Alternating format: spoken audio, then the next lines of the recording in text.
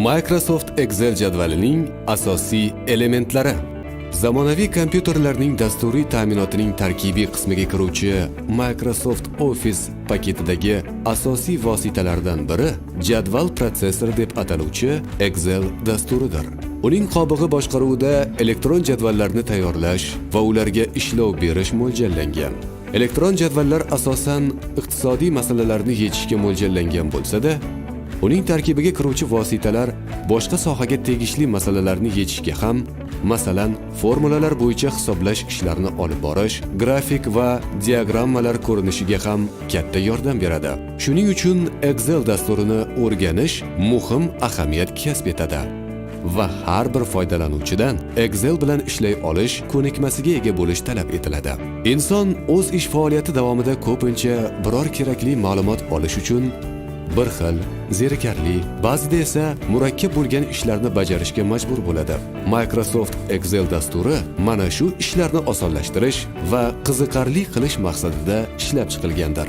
Microsoft Excel elektron jadvali hisoblash vositasi sifatida qaralib, iqtisodiy va moliyaviy masalalarni yechishda yordam beribgina qolmay, balki har kungi xarid qilinadigan oziq-ovqatlar, uy ro'zg'or buyumlari hamda bankdagi hisob raqamlari hisob-kitobini olib borishda ham yordam beruvchi tayyor dasturdir.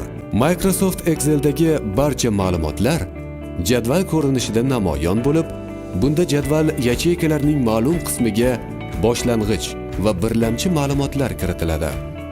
Boshqa qismlari esa har xil arifmetik amallar va boshlang'ich ma'lumotlar ustida bajariladigan turli amallar natijalaridan iborat bo'lgan axborotlardir. Elektron jadval yacheykalariga 3 xil ma'lumotlarni kiritish mumkin. Matnli, sonli ifodalar, formulalar. Matnli ma'lumotlar sarlavha, belgi, izohlarni o'z ichiga oladi. Sonli ifodalar bevosita jadval ichiga kiritilgan sonlardir. Formulalar kiritilgan sonli qiymatlar bo'yicha yangi qiymatlarni hisoblaydigan ifodalardir. Formulalar har doim barobar belgisini qo'yish bilan boshlanadi.